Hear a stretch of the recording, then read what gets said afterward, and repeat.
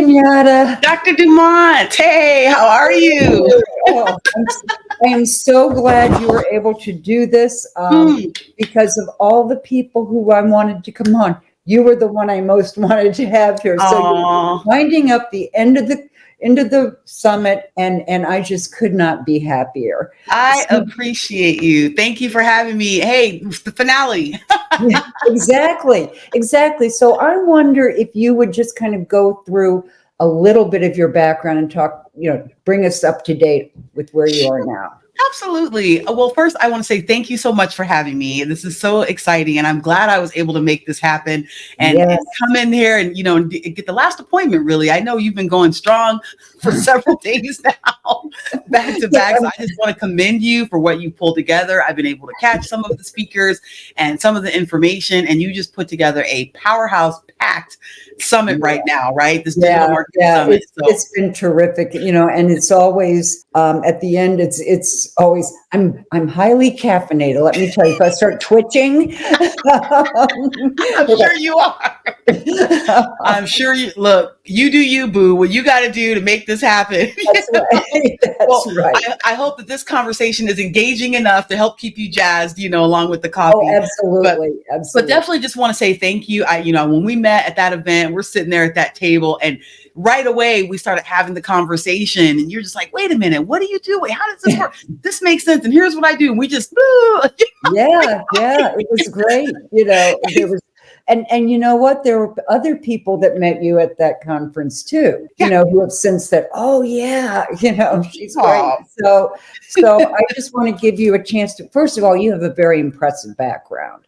So if you can just kind of bring us a little up to date, as to how you got here, I'd appreciate it. Absolutely. I will do that. And so, my story really begins when I was 18 years old and I started working out of college. Okay. So I'm just going to go back that far. I won't spend a lot of time there, but I do need to start there. And think about this. 18-year-old starts working full time out of college, right? In a grown-up job, really right out the gate. And I did not think that 13 years later, I would still be working for that same college. Right. So I kind of fell into my career, if you will, of personal growth, development, training, corporate. I mean, I wound up, becoming executive director of different departments at that college during that time. But I ultimately wound up spending about 25 to 8-ish years working in colleges. So I didn't know that that's what I was going to do. So if you think about an environment of a college, right, you've got employees in one hand, and the kind of things that come along with being an employee yourself, but also hiring, firing, managing, training employees, running departments. And then you have the students, right? They're there for a very different reason, right? They're spending as much time on campus as the employees are. So your clients are your students, and they don't leave. It's not like some companies, they come and buy something and they leave. No. They come in as early as we are. They're there all day, right? It is one of the safest places for many college students. Yeah. And so they're there under to get advice, consultation. They're there to get their education. They want to go on careers. They're extremely ambitious when they come in, bright-eyed, bushy-tailed, like the sky is the limit. However, about 42% of college students graduate, and that's nationwide, right? So imagine like the ups and downs and the ebbs and flows of coming into this environment with the sky is the limit, and then the reality of life and bills and expense, and it's hard getting a college degree. I've got 2 of them, so I know, right? Yeah, so, absolutely. And we both worked on campuses for a long time. Exactly. So that, and so, some of you listening may be like, I never really thought about that. But you live there with your clients and your students, but it's a space of growth, personal and professional development. You can't get away from it, right? So I grew up in that environment of being coached and trained and all the things, right, that come with that. And I moved up in my career, and oftentimes I would be given personality-based assessments. As we move up in leadership is when people start throwing that stuff at you, right? Yeah, right. And so I've taken, quite a few. And then I got to the point where I use them for hiring and, different things like that. As a leader, I would use them with my team. So I was always fascinated. Every time they gave me a new one, I'm like, yes. What am I going to learn about about myself and how can I apply this? But the challenge was that once we got access to the tool, we didn't really talk about it much after that. Right. So it was kind of a one and done. Like maybe someone would come in for a little team building workshop for a 4-hour period of time and we'd get lunch. Or, a leader would hand something out to us at our desk, say, hey, you guys take this. And we would find out what our colors were, red, green, yellow, whatever. Yeah. But no one ever really talked about it anymore. And I started to notice that, quite honestly. So I collected them all because I thought it was fun, but that's ultimately what it wound up being, fun. Mm-hmm. There was nothing else really that came from that information. So but either way, it taught me enough about myself. And I went through the process of working for colleges for many years, running all these departments and at every level, right? Mm-hmm. So, but I got to the point at the age of 39 where I realized that I was the age that my father was when he passed. Now, why is that relevant? Well, 39 is very young. Mm-hmm. However, when I was 16, when he passed, I thought 39 was old. Oh, yes, exactly. Right? I mean, it seemed light years away. I thought my dad was old. Okay. Yeah. So how I didn't think I would live literally to be as old as he was, Dumont. And that's a serious thing. I don't know why I felt that way, but I just thought, oh, you're probably not even going to make it that old and whatever. Right. Yeah. So when I got to the age, it was right before my 39th birthday, I had a revelation. And the revelation was, wait a minute, you're about to be the age your father was when he passed. So I started thinking about where I was at that stage of my life and thinking about where he may have been at that stage of his life, right? I know he had a job at that time. I lived with him at the time that he passed. He had a full-time job. He'd gone to the college that I wound up working at when I was 18, which is interesting. Okay. So he was an engineer. He had an engineering degree from DeVry. And so I knew that he'd had a career. But I was wondering, was he happy in that career? Like, I know that's what he did, but, was he happy? Was he fulfilled? Had he lived his best life? Like all these things I started asking because it seemed like such a short amount of time now that here I was at that time. So I realized I'd built this career over 20 years that I felt was extremely successful. I was probably lined up to eventually have my own campus in short order. Another year, I probably would have been a campus president, right? I built my career up to that stage. However, I started asking myself the same questions. Was I happy? Was I fulfilled in my career? Yes, I was successful and built a successful 6-figure career running colleges. And I'd helped thousands of students and hundreds of employees. And, was this my pinnacle? In a way, like if I got more time, Dumont, really, I started asking myself, if you live past 39 and you get what I call my extra innings, which is more time than my father got, what are you going to do to ensure that you can answer those questions that you can no longer ask him? Yeah. And I started asking myself those questions. And quite honestly, I wasn't comfortable with some of the answers. I didn't know if I was truly happy. I didn't know if I was really fulfilled. I was asking myself, well, this last 20 years went by in a blink of an eye. Yeah. And the next will probably go even faster. So do you still want to be sitting here at this desk? And I didn't know. I thought I did until I asked myself the question, right? Then I started questioning the question. So ultimately, I quit. I called my mom and I said, Mom, I think I'm going to quit my job and start a business. I don't know what. I just want to get out of here. I feel like I need to do more. I'm about to turn 39. I don't want to die at this desk. I got to get out. And she said, well, it's about time. I said, excuse me? I just said I'm going to quit my job. My career of 20 years. And she's like, Kenyatta, I know who you are. I've always known who you are. I know who you're built to be.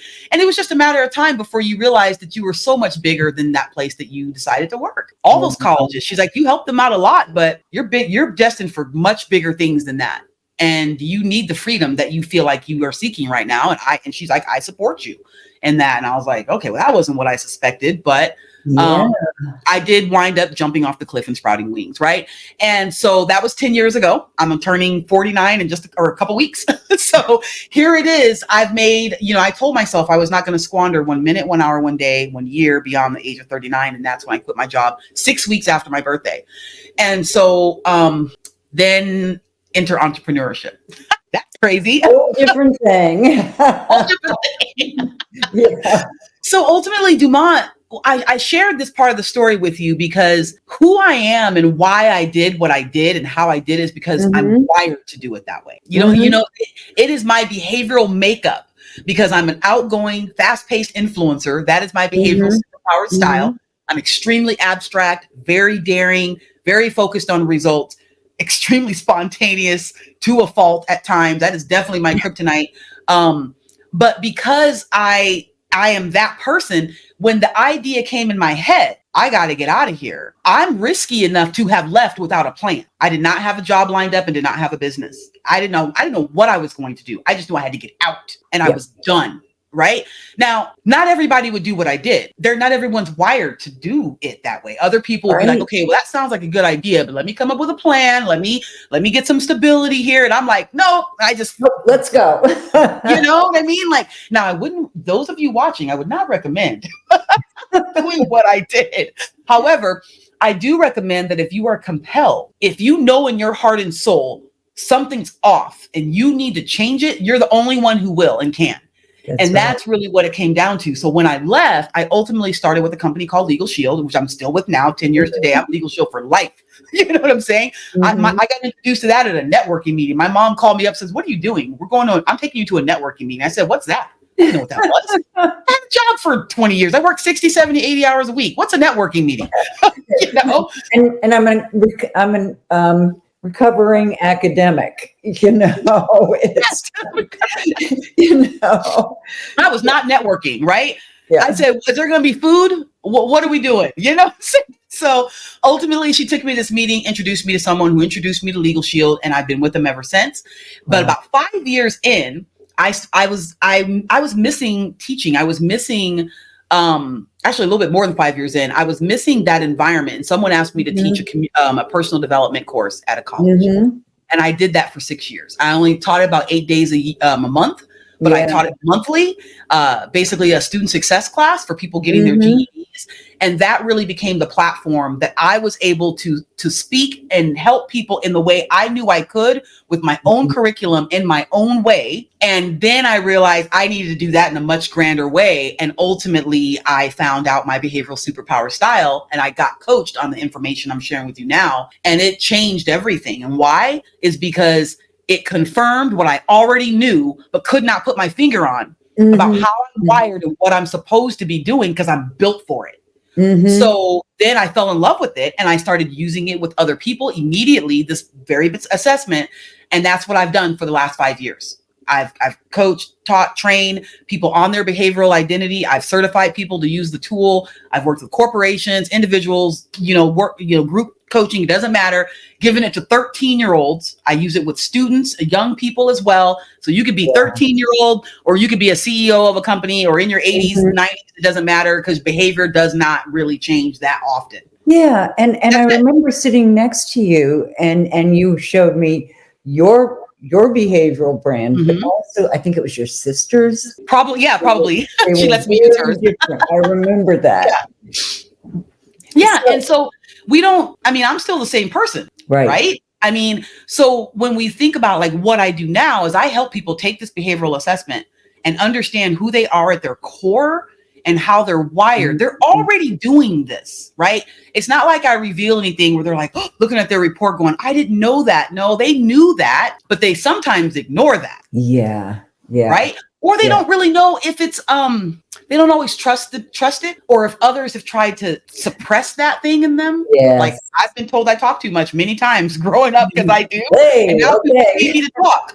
I mean, right? So how many times did a teacher say to me, hey, Kenyatta, you're too much. Pipe down. Why you got to be doing all these things, talking to everyone? And I can't help it. Yeah. But I'm getting in trouble for it, because I'm supposed to sit and be quiet like the other people in the past, right? But I'm not like them, and they aren't like me. So it's really a matter of that self-awareness, and then you base everything upon that. So now I work with people, again, around like behavioral branding. That's just one way. But as an entrepreneur and a marketer, like you said, Dumont, don't we need to know who we are and how we show up before we really can? I mean, we can help other people without that information, clearly, right? But what happens if you knew it? Yeah. And that's what I loved, because, my approach is for personal branding, and really playing in that arena, if you will, helping people get, information on, what are the values, mission, all those things. Yes. And Yes. your behavioral branding is so different from that. Mm-hmm. So how does somebody identify their behavioral brand? Yeah, so you start by taking our behavioral assessment, which is easy enough, right? So the exercise is about 46 questions. It is 46 questions. Takes about 10 or 15 minutes to complete it. The beauty of how this exercise is designed is, first off, it's not new. Okay, so it's been around for over 30 years of research and development into this particular tool. It's been scientifically validated in 125 countries, over 125 countries, Wow. and in 11 different languages. So it's been done enough times with enough people at different ages, over and over and over and over and over again, right, to have a 91% predictability rate. Wow. Over the long term. So here's what that means is, once you take the exercise, if you're an adult over the age of 18, you never need to take it again. Now that right there should give everyone pause. Yeah. Like, what do you mean I don't have to take it again? Right? Because we're all taught that we can change and grow, and there's neuroplasticity, and there's personal development and all these different things. Well, yes, there is. However, what is the baseline from which all those things are laid upon? There's a baseline there. There's who you are at your core, whether you ever took that class or not. Okay? Right. So that's what we measure, and that doesn't usually change enough to make any kind of significant difference in how you show up in your business, your career, how you market, how you brand, how you speak to people, how you make sales. That doesn't just change overnight, and it hardly ever changes. So that's why you only have to take it one time. We're not measuring your learned behavior. We're measuring your hardwired behavior. Your innate behavior. That's a difference, right? So once you take the exercise, and then we use a forced choice triad is the methodology for asking the questions. So if you think of many psychometric assessments, oftentimes there might be two paths when you answer the questions. This side or that side. And you can, because of that, it's very subjective, but you can also kind of gamify it a lot of times, right? Meaning you keep answering the questions along the right side, it may lead you down the right side. And therefore, that measures learned behavior, which is great if that's what you want to know. But we're not interested in learned behavior. So our methodology is a forced choice triad. There's 3 options, and there may be 3 words that it gives to describe who you are, and you have to choose most or least out of the 3. Now, what if you think you're all 3, Dumont? You still have to choose most or least, right? What if you think you're none of the 3? You still have to choose most or least, and that means you leave one of them out, and that causes a state of mind in the process of answering the questions that makes you trust your gut in a way that you can't really gamify it. You don't know how the results are going to come out. You can't try to answer it one way or the other to like elicit a certain kind of response. So when you get the result, usually people look at it. The Behavioral SuperPowers Report is what we call the Behavioral SuperPowers Report. You look at this like 4-page report, and usually people are just like, oh, how did you know that about me? Right? Like it's deep, and there's a lifetime worth of results in coaching that come from that. So branding, using it for branding is just one of them. Because again, I brand myself like the outgoing, fast-paced influencer that I am. You would brand yourself differently when you have the opportunity to take it, right? Absolutely. It should be based on. I do want to take it. Yes, we need to get you to take it. I can't wait for you to find out. Yeah. So that's how you find out. You start by taking that exercise. And I recommend that once you take it, you have a conversation with me, and I can give you an uncovering session. We call it strategy session. I'll coach you through the profile to help you decode it, so that you know what you're reading there, and then help you pick out the things and the language that the report is giving you about who you are already going to be to your clients, who you're already going to be when you market, how you're already going to make sales, how you already show up in your household. I then show you how to pull that data out of there and use it in the way that you can use it on your LinkedIn profile, in your marketing messages, your emails, how you speak about who you are and what you do. People, and I'm going on. Yes, you're just letting me talk. So stop me anytime. No, it's all good. So just keep going. So people talk a lot about authenticity, right? Everyone's like, you need to be authentic, your clients want you to be authentic. You know, when you're on social media, I mean, you just hear people continuously telling you as a marketer, as an entrepreneur, as a business owner, that you need to be authentic. Well, the challenge with that is that people don't always know how to be authentic. Mm-hmm. And they don't always know, and I say authentic in the way that people are saying they should be, okay? Right. Because when you just are yourself, you are authentic, Right. But people want to throw this thing at you like, well, maybe you're not authentic enough, and that's confusing to people. That's can be discouraging to people who really think they are being authentic, right? So they're like, I am being myself, but well, you keep telling me I'm not being myself enough. So that's a challenge, right? And that's something that we push on other people, right?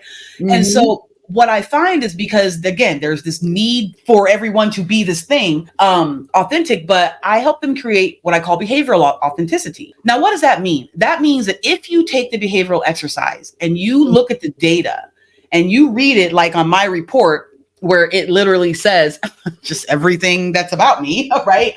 It's like, if I'm going to look at my behavioral superpowers report, here's an example of one right here. And it says, for me, part of my superpowers are, I'm good at meeting people. I like to make a good impression on others. I'm able to promote. Okay. I favor logic over feelings. Okay. Everyone listening, you should know that about me. Okay. And I'm very comfortable making difficult decisions. Okay. Now, that's who I've been for as long as I can remember. Ask my mom. She will tell you. Okay. Yeah, and now, that's definitely not who I am. There you go. I mean, it's and you know, we all know that the word authenticity has just boomed on all the social media, all the social platforms. People want it. We want to be authentic. You know, I mean, that's who we want to be. But if we don't know what that means, you know, if that doesn't tell us anything about, you know, who we are on a day-to-day basis. No, it doesn't. And people can find their self-awareness through lots of things that have nothing to do with this tool. Right? Meditation, breathing, journaling, having conversations with people you trust, asking for feedback, walking through the park just in your own thoughts. I mean, there's lots of different ways to gain deep level of self-awareness, but it's oftentimes, again, it can be subjective, and you may not, will be subjective, but you won't always trust how you feel anyway, especially if there's outside external things that you are wrapped up in that that are distracting you, right? Well, if you have data like this, which is objective, okay, it's behavioral science, right? So I like to say it's not personal, it's just science. So once you have this, and I can read that and go, well, yeah, that's me. That is my authentic self. So when someone tries to tell me, well, Kenyatta, you know, you seem to be really, you know, logical about this one situation, and you're not being in your feelings enough. Well, that's me. That doesn't mean I can't learn to flex. Right? For some people, they need something different from me than what I might normally give. And if I recognize that, because again, when I learn about myself, I learn about others. So this is another part of behavioral branding, right? What do your clients need? How do they need to be sold to, marketed to, communicated to? And if you don't have an understanding of your own branding, your own behavioral style, you don't even see the difference in other people because you're too busy imposing yours on them. So for me, I know I can be a lot.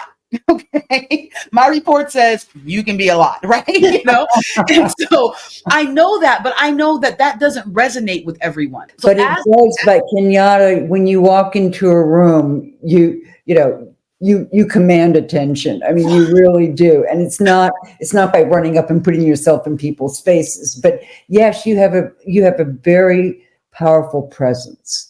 Well, I appreciate that. That is my authentic self, and that's energy, right? So the other thing I'll mention about this is that when you are understanding of who you actually are at your core and you own it, I own that about me. I know that, right? I don't try to suppress it or hide it or dim my light to make someone else feel more comfortable, right? Yeah. However, I do know that some people need something different for me to make a strong connection with them. Because my energy may be too much, and they may be more reserved. They may be more, more focused on different things than I may be. And I need to be able to recognize that as a business owner, as a marketer. I need to know that this is my brand and I can present this to you and say, hey, if you work with Kenyatta, it's going to be like a circus show. Like I'm extremely creative. If you came up with a crazy idea, I'd be like, let's do it. Let's go do it. And that's a good thing, but that's not a good thing when we both may need to be a little more cautious. Right? But I'm going to be the one that's going to, come up with the ideas with you and like encourage you. But I'm going to make you think, because again, I favor logic over feelings. So if you're getting too emotional about something and there isn't any emotional intelligence occurring in the situation, I'm going to clearly say, okay, hey, I see we're upset right now and you may be moving in this direction. And when you are at your high rate of vibration, which is like fear and stress and all these different things that cause us to kind of vibrate at a high rate, who we truly are is who truly comes out. And that may be your kryptonite. So I could be there to say, hey, I see where you're going with this, but is that really the best way to handle this particular part of your business or situation or product, your project? I'm not gonna, and because I'm comfortable making difficult decisions, that means I'm comfortable having difficult conversations. Which is a real strength. It's a strength, but again, think about the flip of that. If I'm working with someone who isn't comfortable with that, who may be wanting to avoid conflict, me, who is not afraid of conflict, we could be having challenges. Yeah. Right. Yeah, not speaking the same language. One of us has to give. And since I know this about myself, it makes me very intuitive to others. Yeah. And usually I'm the one who might flex to meet them where they're at versus sitting around waiting for them to come meet me. I'd be waiting forever. Yeah. Yeah. Exactly. So that's a component of behavioral branding, Dumont, that people don't talk about that. They don't know about it. So they don't talk about it. Right, exactly. So what are some of the common challenges that entrepreneurs face when they're implementing behavioral branding, and how can they overcome them? If they don't use a tool, something like this, they don't even know that they should be doing it, right? They're sitting there in front of their computers. I'll give you an example. You have many speakers on here the last couple of days giving powerful information, lots of technical information too, about how they can do their business. This is digital marketing, right? So the challenge with behavioral branding and not knowing about it and understanding it is that a person could be watching a presentation about a particular tool and be feeling like they want to use that tool or that they should use the tool, but they're not wired to work in that way. But they feel like they're supposed to because everyone else is doing it. Supposedly. So they find themselves like at odds with themselves. Like, God, how come I'm not doing more social media? How come I'm not, why doesn't my LinkedIn profile look like that? Why don't my videos, have, colors and this, well, if they knew their behavioral branding, if they knew this information, they would know exactly why. It wouldn't be a question because they would read their report and go, "Oh, I don't do any of that. I don't. That's not me. That's not what I want to do. It's not how I'm wired." And so then they have a choice. Either they consider that a personal development baseline, and they then say, "You know what? But maybe I want to be more of that. So let me figure out what coach, what tool, what training, what I need to do to improve in that area. Not all of the areas, but maybe it's just that one." Or they realize that that's an area they do not even want to dig into. And they realize that's where they need to hire someone to help them. Yes. Oh, very much so. When I first hired my virtual assistant, I actually hired two of them. And the one, she just needed a different kind of work schedule than we did. She was working from home, but she needed a regular schedule. And we don't necessarily always do that. We're pretty spontaneous. And if there's a problem we're trying to solve, we jump on Voxer and do that. So yeah, I mean, it's just, you've got to be available and all of that. But I learned very quickly, how other people are wired. My virtual assistant, he has totally different strengths than I do. I mean, and he's perfect. And my husband, who's my editor and copywriter, is very, very different than me. on most of our behavioral, assets. So it's I can see where it would not only influence your business, but it could influence everything, your relationships, your, all of that. Yeah. All of that. 100%. I say how you do anything behaviorally is how you do everything. And that's truth to that. So like those of you who are listening right now, if you're watching this, I'll give you an example that you can apply to your own self right now. So think about going on a road trip. First off, think about whether you even like road trips. Okay, because not everybody even likes them, right? No, that's very true. So let's say you do like road trips and you're going on a road trip. And let's say you have a significant other or partner or someone else that you want to go on this road trip with. Now, of the two of you, are you the one who will just say, hey, this weekend, it's Friday. Tomorrow, let's jump in the car and drive to San Diego and hang out. Let's get a spot on Mission. Let's hang out. Let's do that. Are you that person, or are you the person who says we should go on a road trip in May and and then plan out an itinerary around it, right? You know what I'm saying? Now, usually you're one of the other. You may be in the middle and you may be flexible with one or the other, but that's a sweet spot. But oftentimes there's a person who's on one side and who's on another side. And it's a something we measure called structure factor that I usually like to use this example with. You're either really spontaneous or you're really planned, right? I'm the one who'd hop in the car tomorrow. And if you were the planned one, you would come too. All right. So, but not if we didn't have GPS, because I'm terrified of getting lost. Okay. So you get to drive. I'm cool with being spontaneous, but I'm not trying to be lost in the desert. Okay. Yeah. Right. But think about this, right? But the person who's the really planned person, I like going with them because they take care of all the stuff I don't care about. Right. And so if they were to change the plan, I'd be like, all right, cool. Yeah. But think about that very thing and how much conflict happened in a household or even on a road trip. When one is like that and one is like that, they both want the other to conform to them. Yes. And the planned person says, how dare you think I'm going to jump in the car tomorrow and go on a road trip? Yeah. The spontaneous person says, why won't you just jump in the car and go on the road trip? And both of them think that the other person should change their behavior for them. And when they don't, they take it personal. And they think sometimes to the extreme, if you really loved me, then you would just jump in the car and go. Yeah. Or if you really love me, you would know that I need to plan this and I can't just leave tomorrow. And that really causes me anxiety. Yes. See where I'm going with that? So if you're listening, you know which one you are. Okay. And you have to ask yourself, does that apply to how you do everything? And it's likely that it does. It's likely there is no separation between work, business, how you handle your family, how you handle your family. So that's no different than how you choose to present yourself to your clients. It's no different than how you choose to write copy for your clients or what kind of images you use to make your social media post and whether or not you're going to be posting on a lockstep schedule. I am not that. Okay.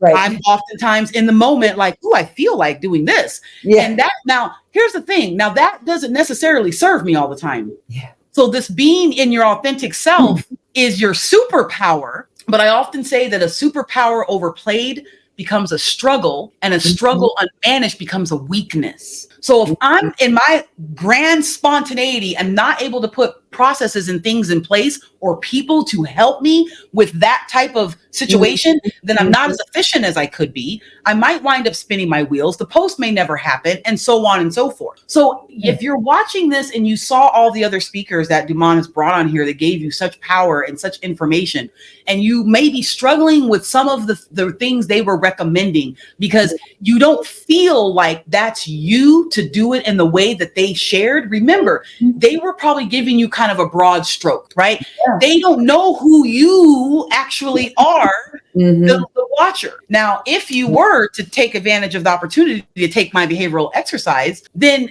now you can take what they gave you and apply it to how you need it applied, okay?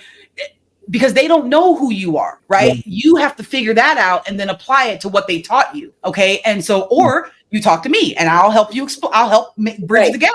because that's what I'm brilliant, right? And I can, particularly when you said, that we have to understand others' behavior and things like that. Well, I've been married now for 27 years. We're going on 28 very shortly. Hey. And I would say it took us 26 years to get to that point where, and still it bubbles up. Of course.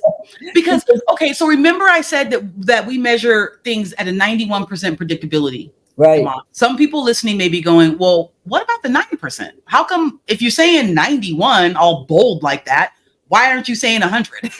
Well, it's because people are human. Okay. And they're very complex.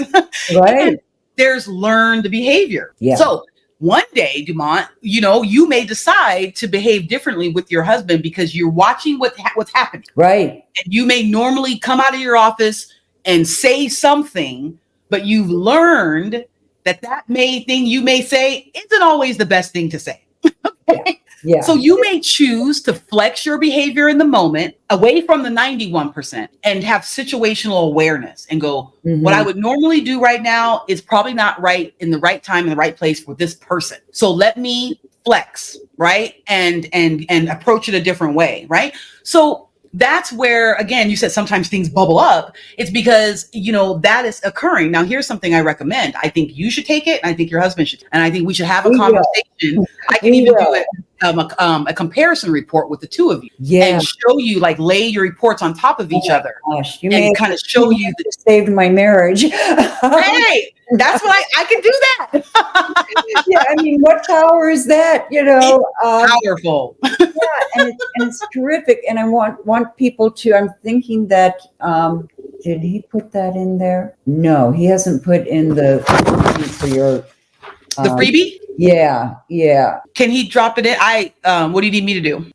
Nothing, Kenyatta. I just wanted to at least get where they can order, or how they can get in touch with you. Sure, absolutely. We'll put the freebie in. You put the link in there? Okay. Yeah. So for those of you watching, I've given you an opportunity to actually take the behavioral exercise, which is pretty special, right? And to have a quick conversation with me too, depending on the level if you're VIP or not. So that's really powerful. The exercise is paramount. You need to take it, right, to understand exactly what I'm speaking of for those of you watching. But if you want to reach me, the name of my company is Freedom Empire Consulting. I don't think I even said that earlier. So Freedom Empire Consulting is the name of my company. My name is Kenyatta Turner. I'm the CEO and founder of Freedom Empire. And you can go to my website, freedomempireconsulting.com, or you can follow me on all the socials. You can look up my name, Kenyatta Turner, Kenya. And you have so many followers because, you have such your personality, and when you're acting, in accordance with what your brand is, then it makes all the difference in the world. So I want to make sure that people know that. I also know that I remember from when you were talking to me that you have a certification program too. So if they really, really got into this and really felt inspired, they can actually get certified. Absolutely. So one of the things that I've done, and there's about 40 people that have chosen to be trained to use this tool in their own businesses. So I coach coaches, right? If you think about from a coaching or consulting perspective, or if you're in HR or training and development, then you know that you need to know the people that you're trying to help. What a great way to give them this tool. The time it takes for me to get to know my client is the time it takes for them to take this. You know what I'm saying? Like it's I get the report, I read it and I'm like, oh. Okay. Right. I mean, and so I know what they need, and then I give them my report so they know what to expect from me. So if you're a coach, a consultant, again, if you work in HR, you do hiring, team development, performance management, executive coaching, all these things. It's all you always have to start with figuring out who you're trying to help. So there's many people who want to be trained to use the tool so that they can use it in their own businesses. And of course, I'm more than happy to help people do that. Yeah, and that's such a valuable, thing to do. So, Kenyatta, I really want to thank you because you came on, and I knew you would be this way. So, and I think we both have some spontaneity in there. We do. We do. Well, listen, my husband and I will be hunting you down to take that assessment. Let's do it. Let's do it. Yeah, and everyone, I want you to get this. So I'm going to stay on for a minute so I can drop the link. Okay. And then we'll go from there, because what we'll do is, first of all, I really want you to come on my new program that we're going to be starting. We're starting the Dumont Digital Marketing Hour on LinkedIn. Ooh, that sounds fancy. Yes, I would love, because we're like the yin and the yang to a certain extent, and I think it would be great. You're such a great presenter. And this is so valuable. This is why, I'm so glad that we capped it. Finally did it. Yes. Yeah. Yes. So Kenyatta, thank you so much for taking the time to be here, and love you, gal. I love you too. Thank you, Dr. Dumont. I appreciate you and all of you watching and supporting this event. I appreciate you as well. I hope you got a lot of value from this. And hey, give a round of applause to Dr. Dumont. Yeah, and you know what? I forgot to tell you, Kenyatta, that you're already featured in our app that they can download. Oh, sweet. As an expert. And like I said, we will have you on the show. And I love it. And I will make sure that we do it soon, because I want people to take advantage of this. I appreciate you so much. Mwah. Thank you so much. Enjoy your weekend. Everything. Yes. We will be in touch. Okay. Yeah. Thanks for having me. Bye-bye. Bye.